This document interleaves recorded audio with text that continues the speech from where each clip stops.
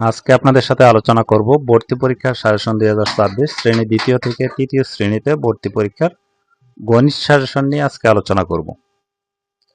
যারা দ্বিতীয় শ্রেণীর ছাত্রছাত্রীর অভিভাবক আছেন এবং যারা কোচিং অথবা প্রাইভেট টিচার আছেন তাদের জন্য আজকের এই সাজেশনটি খুব ইম্পর্টেন্ট এবং গুরুত্বপূর্ণ। কারণ এখানে এই সাজেশনে দ্বিতীয় শ্রেণীর গণিত বইয়ের সম্পূর্ণ প্রশ্নই, যেগুলো ইম্পর্টেন্ট গুরুত্বপূর্ণ প্রশ্ন, সকল প্রশ্নই কিন্তু এখানে দেওয়া রয়েছে।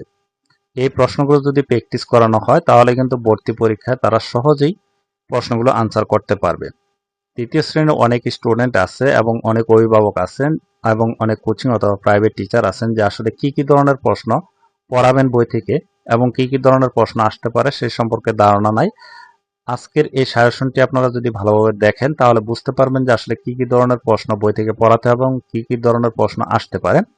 এবং যারা দ্বিতীয় শ্রেণীর ছাত্রছাত্রীদের অভিভাবক আছেন এবং যারা কোচিং অথবা প্রাইভেট টিচার আছেন তারা কিন্তু এই প্রশ্নগুলোর সাজেশনগুলো ভর্তি পরীক্ষার সাজেশনগুলো আপনারা পিডিএফ অথবা এমএস ওয়ার্ড ফাইলগুলো নিতে পারবেন।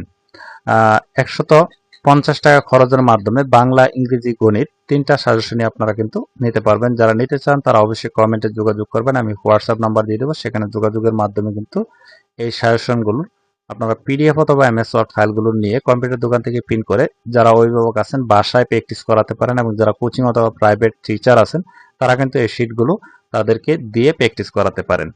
আশা করি এই প্রশ্নগুলো আপনারা দেখলে বুঝতে পারবেন যে আসলে কিরকম গুরুত্বপূর্ণ ইম্পর্টেন্ট প্রশ্নগুলো নেওয়া হয়েছে। আমি আপনাদের সাথে একটু শেয়ার করি। ধারাবাহিকভাবে আপনাদের সাথে বাংলা, ইংরেজি সহ আপনাদের সাথে ভিডিওগুলো শেয়ার করব। সেই ভিডিওগুলো এই ভিডিওর আই বাটন অথবা প্লে লিস্টে পেয়ে যাবেন। আজকে আপনাদের সাথে একটু গণিত যে সাজেশনটি করেছি সেই সাজেশনটি একটু শেয়ার করি। এখানে কথায় লিখো, এখানে যে সংখ্যাগুলো রয়েছে এই সংখ্যাগুলো কথায় লিখতে হবে, মানে বাংলা দিয়ে লিখতে হবে। এরপর রয়েছে অঙ্কে লিখো, এখানে অঙ্কে মানে বাংলায় সংখ্যাগুলো লেখা রয়েছে, মানে বাংলায় লেখা রয়েছে, এটা অঙ্কে মানে সংখ্যায় লিখতে হবে। এরপর রয়েছে নিচের সংখ্যাগুলোর প্রতিটি অঙ্কের স্থানীয় মান লিখো, এভাবে স্থানীয় মানগুলো এরকম সংখ্যার স্থানীয় মানগুলো প্র্যাকটিস করাবেন। এরপরে আছে ছোট থেকে বড় ক্রমানুসারে সাজাও, ছোট থেকে বড় সাজাতে হবে এবং আবার বড় থেকে ছোট সাজাতে হবে। এরপর রয়েছে 20 থেকে বড় এবং 40-এর চেয়ে ছোট জোড় সংখ্যা অথবা বলতে পারে বিজোড় সংখ্যা লিখো। নিচে বিভিন্ন ফলের সংখ্যা দেওয়া হলো, টালি চিহ্নের মাধ্যমে প্রকাশ করো। এগুলো একটি প্র্যাকটিস করাবেন। এরপর রয়েছে 8 নম্বর রয়েছে বেজোড় সংখ্যার প্যাটার্ন তৈরি করা যা 47 দিয়ে শুরু এবং প্রতি ক্ষেত্রে 2 করে কমছে 9। 9 নাম্বার, এখানে 9 নাম্বার একটা ভুল হয়েছে। 9 নাম্বার 1 থেকে 10 ক্রমবাচক সংখ্যা লিখো।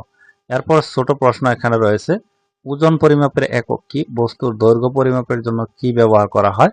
তরলের আয়তন পরিমাপের একক কি? দৈর্ঘ্য পরিমাপের একক কি? ডিজিটাল ঘড়িতে বাম পাশের সংখ্যা দুটিকে কি বলে? শনিবারের আগের দিন কি বার? বৈশাখ মাসের আগের মাস কোনটি? ডিসেম্বর মাসের পরের মাস কোনটি? 1 কেজি সমান কত গ্রাম? বস্তুর ওজন পরিমাপ করতে কি ব্যবহার করা হয়? মাঘ মাসের আগের মাস কোনটি? জুন মাসের 2 মাস পরের মাসের নাম কি? বাংলাদেশের মুদ্রার নাম কি? অক্টোবর মাসের 5 মাস পরের মাস কোনটি? বাংলাদেশি মুদ্রা কয় রকমের? এরপর রয়েছে 16 নাম্বার, আগস্টের আগের মাস কোনটি? 5টি 100 টাকার নোট সমান কত টাকা? সময় পরিমাপের একক কি? 3টি 1 লিটার পানির বোতলে মোট কত লিটার পানি ধরে? বাংলাদেশের মুদ্রার নাম কি? 1 লিটার সমান কত সেন্টিমিটার? মাঘ মাসের আগের মাস কোনটি? ওজন পরিমাপের একক কি? তরল পদার্থের আয়তন পরিমাপের একক কি? 1 মিটার সমান কত সেন্টিমিটার? 1 কেজি সমান কত গ্রাম? 1 ঘন্টা সমান কত মিনিট? 1 মিনিট সমান কত সেকেন্ড? 1 সপ্তাহ সমান কত দিন? 1 দিন সমান কত ঘন্টা? সোমবারের আগের দিন কি বার? মাঘ মাসের পরের মাস কি মাস? 3টি 20 টাকার নোট সমান কত টাকা? 2টি 500 টাকার নোট সমান কত টাকা? এরপর এখানে রয়েছে বড় প্রশ্ন, একটি খাতা এবং একটি কলমের দাম একত্রে 105 টাকা। একটি কলমের দাম 15 টাকা হলে একটি খাতার দাম কত? বা 40 টাকার এক হালি ডিম এবং 65 টাকার এক প্যাকেট বিস্কুট কিনলো, সে কত টাকা খরচ করলো? মিরাজের কাছে 100 টাকা ছিল এবং তার বাবা তাকে 50 টাকা দিলেন, তার কত টাকা হলো? একটি নার্সারিতে 220টি গোলাপ ফুল গাছ এবং 125টি গাঁদা ফুল গাছ আছে। ওই নার্সারিতে মোট কতগুলো ফুল গাছ আছে? জলিল সাহেব বাজার থেকে 100টি লিচু ক্রয় করলেন। বাড়িতে এসে 25টি মেয়েকে এবং 13টি ছেলেকে দিলেন। এখন তার কাছে কতটি লিচু থাকলো?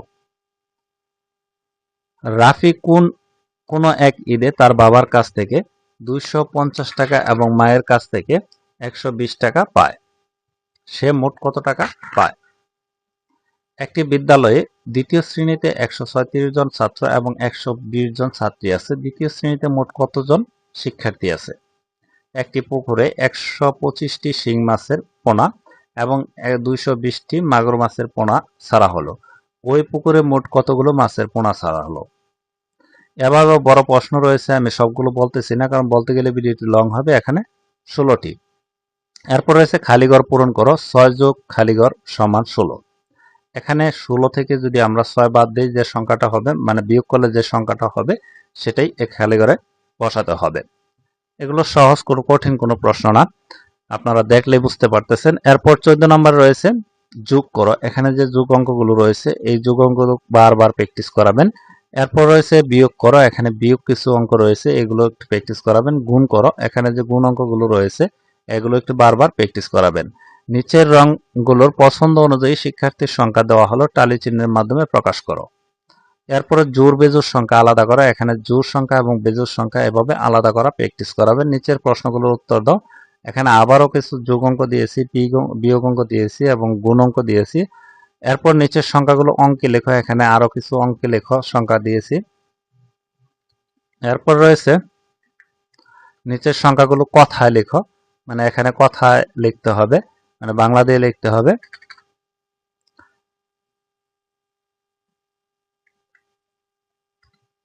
এরপর রয়েছে স্থানীয় মান নির্ণয় করো বা লেখো।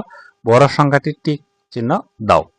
এরপরে ছোট সংখ্যাটি গোল দাগ দাও। এভাবে যদি প্রশ্ন করে যে সংখ্যাটা ছোট আছে সেটা গোল দাগ দিতে হবে। এরপরে আবারও কিছু যোগ অঙ্ক দিয়েছি, বিয়োগ অঙ্ক দিয়েছি, যাতে প্র্যাকটিস ভালোভাবে আপনারা করাতে পারেন। এরপরে খালি ঘর দিয়েছি আবারও।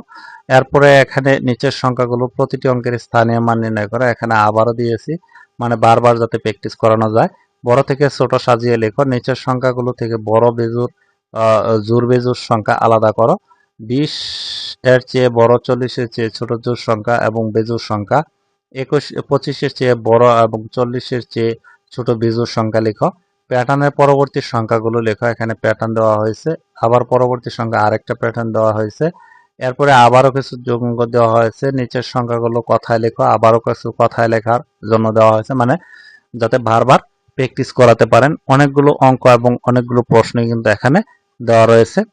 আপনারা সম্পূর্ণ সুন্দরভাবে যদি এটা প্র্যাকটিস করেন তাহলে আশা করি ভর্তি পরীক্ষায় কিন্তু তারা সহজেই প্রশ্নগুলো আনসার করতে পারবে। আর এখান থেকে কিন্তু প্রশ্নগুলো ইনশাল্লাহ কমন থাকবে। আর যারা এই সাজেশনগুলো পিডিএফ 3টা সাজেশন, মানে বাংলা, ইংরেজি, গণিত, যারা নিতে চান তারা অবশ্যই 150 টাকা খরচের মাধ্যমে নিতে পারবেন। যারা নিতে চান তারা অবশ্যই কমেন্টে যোগাযোগ করবেন।